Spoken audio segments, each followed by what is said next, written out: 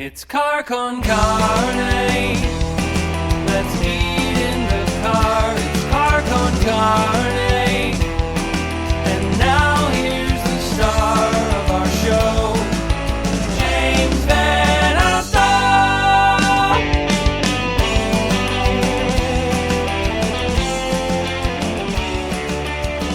Ha ha ha. Quiet. Loud. It's like you've sound checked before. I've done a couple. You've done a couple. Well done. That was masterful. Okay, so I'm going to start. We're going to get through these sponsor ads, and then we're going to talk all about you. Okay. That's what people care about. Yeah, right. Okay.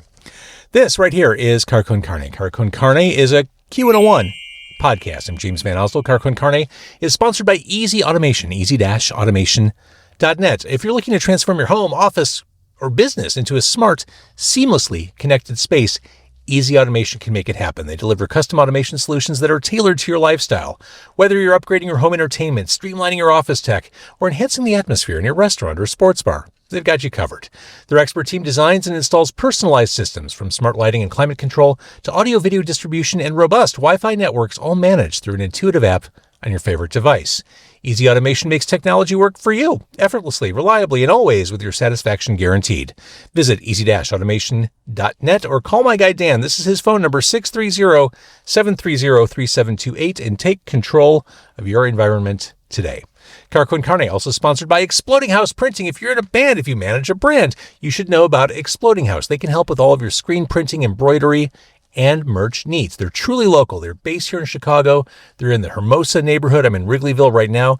We could probably jump in an Uber right now and be there in 10 minutes. And we could say, hello, we would like help with merch. We're not going to do that right now, but we could. That's how local they are. They've worked on products for Meatwave, The Empty Bottle, The Music Box, Dante's Pizzeria, The Broke Down, so many bands.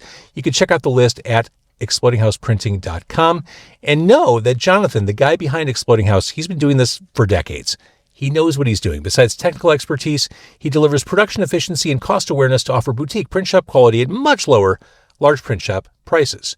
Check out their work on Instagram at Exploding House, or go to their website or email info@explodinghouseprinting.com and get yourself a quote. And here we are. We are in Wrigleyville. We're in front of GMan. That guy right there, that is Sam Russo, who this year put out his fourth album, Hold You Hard, and is currently touring the States in a run-up to the Fest in Gainesville. That's later this month. The new album was written across America, and it feels like the result of travels that were well, if not thoughtfully, spent. So Sam, you're here, and the thing that's impossible to ignore about this new album is that the A-side features a full band bringing your songs to life. I mean, that's the first thing people want to talk about is, oh, you're not just an acoustic guy. Yeah, we got the band on this one. Finally managed to take these songs that I kind of write with full band arrangements in mind and flesh them out with good friends and make something completely different to what I've done before. And I'm sure some fans probably treated the acoustic side of you as sacrosanct, like something you should never violate. There's an aspect to that, definitely, and I understand that what I'm doing is violating a sacred bond of trust between the fan and the artist, and for that I apologize sincerely. But I think it adds so much dimension. It gives me so much more room to stretch out and just try new things. And like I said, we're friends first and foremost, so we just have a ton of fun taking these songs that I write and just fleshing them out into full band arrangements. And I hope people give it a chance. I'm lucky that people are really open-minded and they tend to lend me both their ears. So one for side A, one for side B. A good song's a good song. So the A side is band, B side is not. Was that always the intent, or did you just end up with 5 songs that weren't and 5 songs that were? It was a very specific intent for this record. Yeah, I wanted to do one that was 50-50. I ran it by Toby, who runs Red Scare, and I was astonished that he said he liked the idea, which is maybe the first time he's ever said that. And I just started writing with the full band stuff in mind primarily because I thought that was going to take longer and maybe be a little bit more of kind of a nuanced process.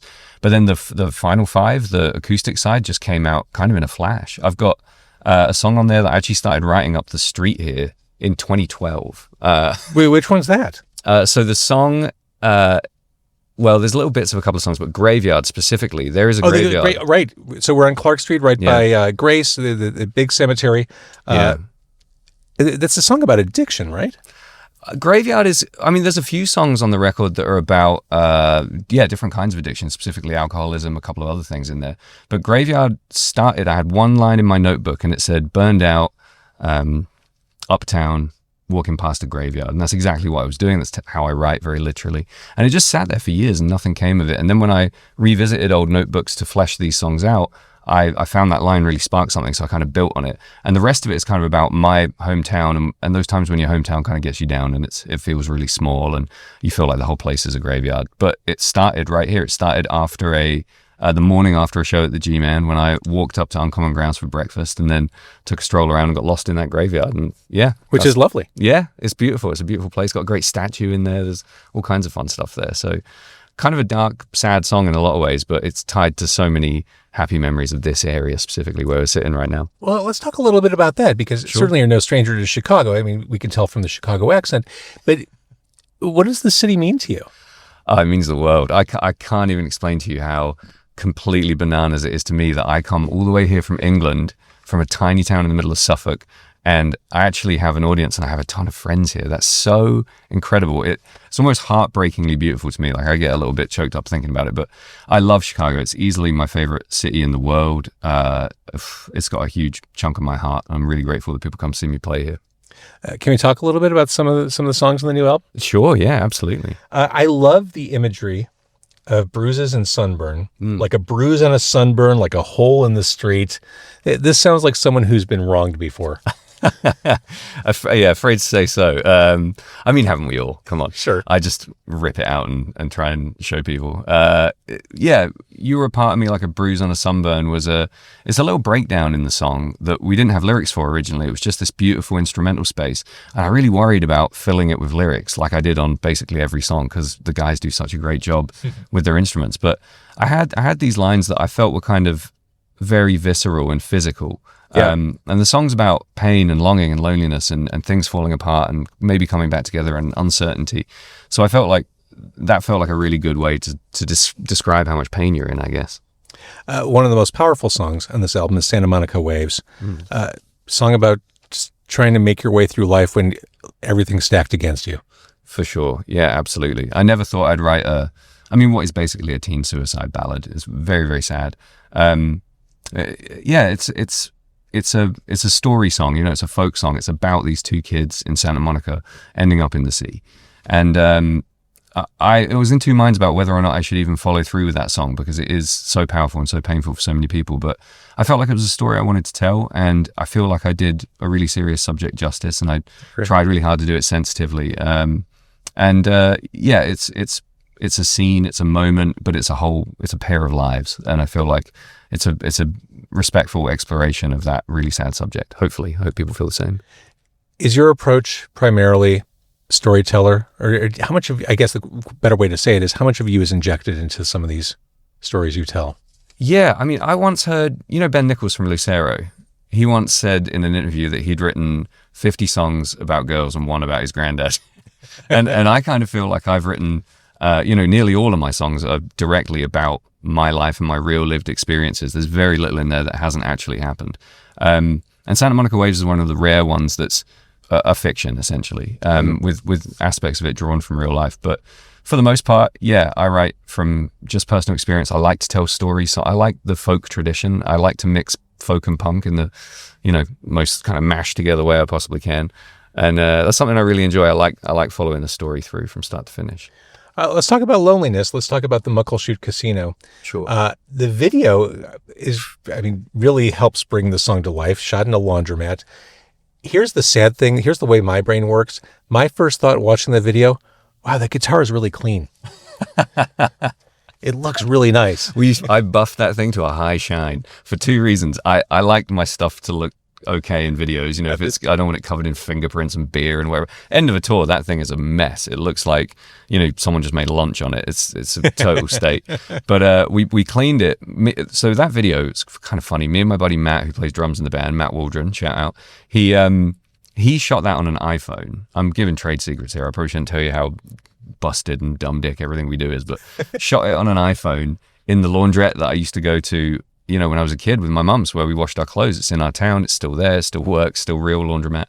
And it was reflecting everything. The guitar was just like, he couldn't get in the shot. He's Right, constantly like this. So that became a bit of a problem. But we angled it so that we could see the dryers and the washers spinning while I was playing. We thought that was a cool thing to do. This is two guys who don't know how to make videos, barely know how to make music. So, shooting it there on our lunch break was kind of an achievement, I felt like.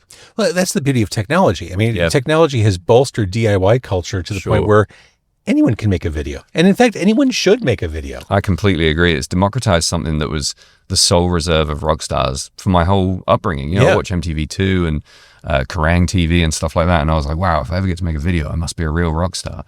Now I make 10 videos a day. I keep waiting for a video renaissance since everyone has the ability to shoot and edit. Like, bring them on. Yeah. Absolutely. I'll watch indie videos all day long on YouTube. I love seeing what younger people are doing with the technology in their pockets, and I take a lot of inspiration from younger bands who DIY everything to such a granular extent. Everything's DIY. It kind of puts us older dogs to shame, the amount of stuff these younger people are doing. So yeah, I thought shooting that on a lunch break was was ambitious, but we pulled it off. And you're right, it's a sad, lonely song, and I feel like it needed a kind of sad, lonely video. For sure. Sorry, everyone. Well, thinking a little bit more about technology, you're talking about how you have these really profound connections here in Chicago. Sure. How much has technology enabled you to become or to build community around your fans and the people who consume your music? I think it really would if I was more disciplined with it, to be completely honest. I find it to be kind of tough. Like, it's kind of a second, third job.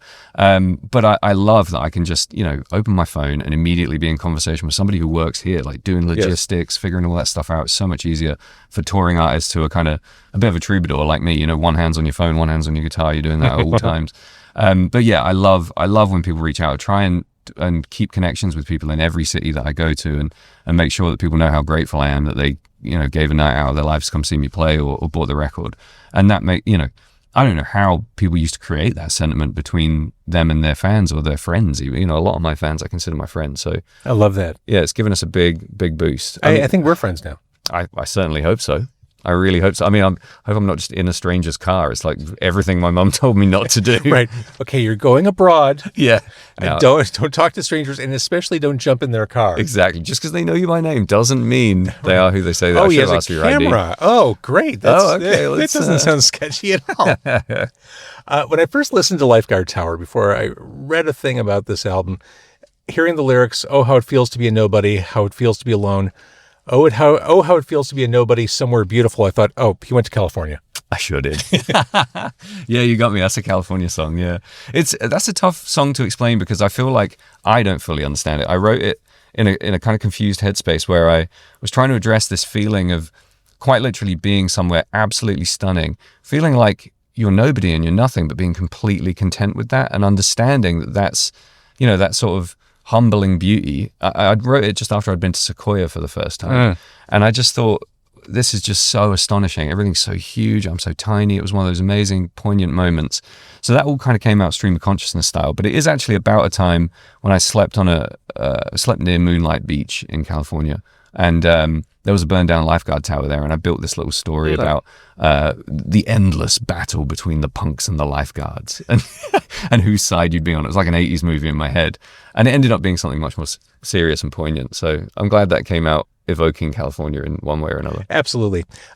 Bait Machine, is this about an existential crisis? Oh, it sure is. Yeah. It's about the closest to like a straight up punk song you're going to get out of me. It's just, is this all I am?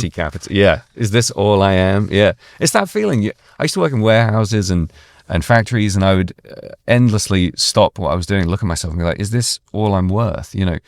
I just didn't want to be commodified. I didn't want to be forced into a kind of labor that solely benefited the people above me. And I felt really dehumanized for many, many years doing that kind of work. And I've got a lot of love for everyone who fucking sticks in the shift and goes and does all those hard jobs. But I got to a point where I was so done with it and so depressed. And that Bait Machine specifically it's another slightly confused song, I guess, but it's a vending machine that sells fishing bait in the town where I live. And I would walk past it and just be like, that's me. I don't know why, but I feel like I'm a big old metal box full of maggots. Yeah. Oh my God. Just a grub waiting for a hook. Yeah. A real hot water music influenced song. I went deep into the Chuck Reagan catalog to pull that one out. And it's a bit of a tribute to Hot Water in some ways. I hope Chuck hears it one day and thinks, oh, he's ripped me off here. And that brings to mind the fact that you are a student of punk rock. Sure. I mean, we could talk about Padlocks and Germs Burns, about your weekend at the Punk Rock Museum. Like, you are into just the history, the evolution, how we got here. Yeah. I'm a huge punk nerd, especially Southern California punk at that flashpoint between 78 and 85, say. All those, any book that comes out about that period, I just devour it, and it all goes into I love a good rock book. Oh, for sure. Yeah. Do you know Jim Ruland? Mm-mm. Oh, man. He wrote Corporate Rock Sucks, the SST book, My Damage, I'm giving a plug here for Jim. Hi, Jim. My Damage is the Keith Morris book. And the Bad Religion book, Do What You Want. It's incredible punk writer. But yeah, I assimilate all that, and it becomes something that I get slightly obsessed with, especially in summer for some reason. I go there, disappear into that world of, let's call it research. It's just nerding out. The first bio book, punk book that drew me in was Our Band Could Be Your Life. Oh, yeah. That was the gateway drug for me. Yeah. For sure. There's too many to name, like I read all those Nick Tosh's books, the Dean Martin one, Living High in the Dirty Business of Dreams. What a great title for a book. What a great title. Yeah. Some wonderful stuff out there. All right. So the new album, again, Hold You Hard. It's awesome. I can't let you leave the car without talking about your podcast. Oh, sure. Yep. My podcast partner, Jamie, will be very pleased that you brought that up. Final Transmission. Yep. And I bring this up, A, because I'm a podcaster, but B, I love horror. Oh, here we go. Fantastic. And we're recording this in mid-October. This is the time to talk about what you're doing. You just decided at some point, I love this stuff, and I need to have an outlet for it. Kinda, yeah. We watched The Burning. Me and Jamie watched The Burning, and that was the movie that started it, because it was a slasher that I'd never seen, and it got me really excited that there were probably hundreds of slashers I'd never seen. And Jamie is encyclopedic about punk. About horror and punk. He's in a band called Throwing Stuff, plays bass in a great punk band. But he had this DVD collection. I used to go to his house when we were younger, and we'd go there on tour or whatever. And it's an entire room of wall-to-wall DVDs. He's so encyclopedic and so passionate about horror. And it was just kind of shall we do it? Yeah, let's give it a try. And then 100+ episodes later, one a week, we're still kicking, still doing it. And it's a big month this month. We've got a lot of good Halloween content coming out. Well, you reviewed The Mist, which I believe you described the ending as punishingly weak. I love that ending. I think Jamie has very mixed feelings about the ending. I think it's fantastic. I think it's really brave. I think it's an incredibly bold move. Yeah. Especially to deviate from the original story. Oh, we're spoiling it for people. Oops, we've got to be careful. Oh, yeah, no, actually, I wrote this down in my notes. You said, quote, "It's a brave time to shoot kids in the face." Yes. I think one of the first horror movies for me that left a mark when I was a kid was the remake of Invasion of the Body Snatchers in 1978. Yeah. And that, to me, that was my first experience with an ending that didn't go well. Yeah. And ever since then, I have celebrated those kind of dark twist endings. For sure. When you lose your protagonist, or whoever you've been with for the whole movie is just snuffed, or not even ceremoniously, just gone. It's such a rug pull, and it's so uncommon in modern mainstream cinema. I love to see it. I think it's such a great subversive move to really keep the audience on the back foot and send them away just kind of cold. I really like that kind of ending. Yeah.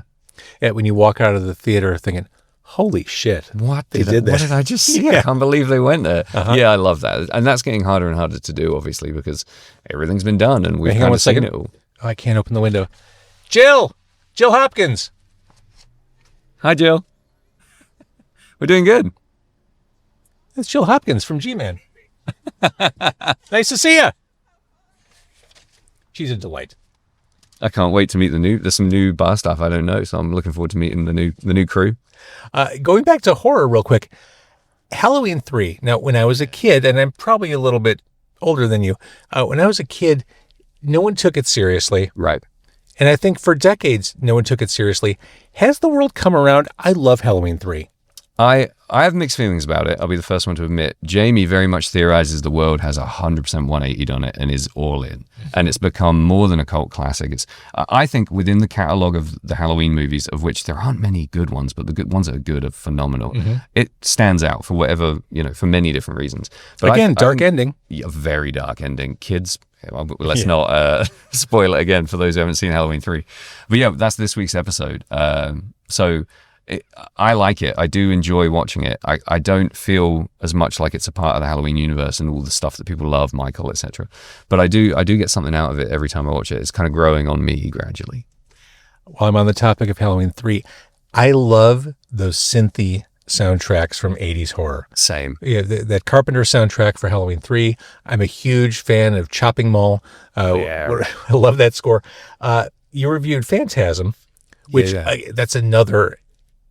I think that was 79 when they came out, but another perfect of the moment synthesizer soundtrack. Yeah, I mean, you're reminding me of episodes I forgot even happened. That's how many episodes we've done. But I get it. That Phantasm score is wonderful. And every now and then we'll do a movie that is so evocative of something from childhood, because we used to blast horror movie music out of the front of our house for trick-or-treaters. And I hadn't seen the films yet. It was like The Fog and... I love the score for The Fog. Same. And The Exorcist. And when I finally watched the movies, and the score resonated so much because I attached it so closely to those cold Halloween nights. So yeah, the music is such a massive part of reviewing these movies and talking about these movies for us. You mentioned The Exorcist. You did review Exorcist 3. Yeah. I gotta be honest, I couldn't tell you anything about that movie. I've probably seen it twice. Right. The only thing I remember is the fact that it had one of the greatest jump scares in horror. Yeah? Which one? Oh, in the hospital. Yeah. Yeah. I find that movie scary. I think it creates a very different kind of sense of dread to the first Exorcist movie, but it's a really rewarding, slightly more modern, there's people crawling on ceilings and stuff, all the stuff that creeps me out. I did really enjoy it, and I did not expect to. Jamie's a genius like that. You want to watch Exorcist 3? Not really. Well, you have to. It's great. Going back to music, we talked about Chicago. Can you talk a little bit about the relationship with Brendan Kelly? Sure. Yeah. I mean, is he your spirit animal? I think it's the other way around. I might be his familiar at this point. I mean, Brendan's one of my oldest friends in music, and I talk to my buddy Dave about this all the time. He refuses to believe that Brendan and I are friends because I grew up such an obsessed Lawrence Arms fan, and I would go to every Lawrence Arms show in the UK, even in Europe a couple of times, and I'd kind of wait for him and just be like, "Hi, Brendan, I'm Sam," and then slowly built this friendship where I got to be seen as less weird, I guess. And then we played some shows together back in 2011, me, him, and Dan Andriano, and I think we just clicked so quickly and became such fast friends. And obviously, I've got so much respect for him as a songwriter, a musician, as a person, as a dad, and he's just a creative force in general. His vision, his style, everything he does to me is wholly unique. Nobody has that voice. Nobody takes dick jokes from Ghostbusters movies and mixes it with deep cut Russian literature. Nobody's doing that, and he's never written a bad song. The guy just keeps cranking out hits, and being on the road with him is obviously a blast. I just can't say enough good things. I love Brendan Kelly in a very, very deep way. He's very close to my heart. All right, so with Fest kind of wrapping up this month, what lies ahead? What does November Plus look like for you? November's cool. I got 2 weeks in the west of America with Teenage Bottle Rocket. Nice. Playing a bunch of shows with those guys. And then it's basically home for Christmas. And then next year's starting to take shape. I'm talking to Toby about coming back out. Great. Trying to make the most of this visa, get as much US touring under my belt as I can, maybe do a little bit in Canada again. And hopefully a new record. We're already writing. We're going to do maybe an acoustic EP and then maybe a full band EP. We're not sure yet. But the songs are coming pretty thick and fast for a change, so that's good. I love it. Okay, the new album, it's still a new album, Hold You Hard. It is available wherever you listen to music, wherever you get music. We are outside GMan. You're performing tonight. I'm going to let you sound check, and I'm going to pack up, and I'm going to come back in when you take the stage tonight. Right on. Thank you so much, James. What a Thanks pleasure. for having me. Do we shake? We do that? We shake. A historic peace accord in the front seat of a Mazda 3.